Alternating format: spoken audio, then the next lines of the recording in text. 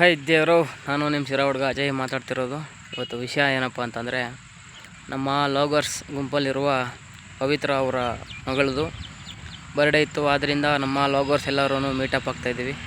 ಹಾಗೆಯೇ ನಮ್ಮ ಪವಿತ್ರ ಅವರ ಮಗಳು ಬರ್ಡೇ ಮಾಡ್ತಾಯಿದ್ದೀವಿ. ಯಾವ ಥರ ಮಾಡ್ತಾಯಿದ್ದೀವಿ ಅಂತ ಹೇಳ್ಬಿಟ್ಟು ನಾನು ನಿಮಗೆ ಇವತ್ತು ತೋರಿಸ್ತೀನಿ.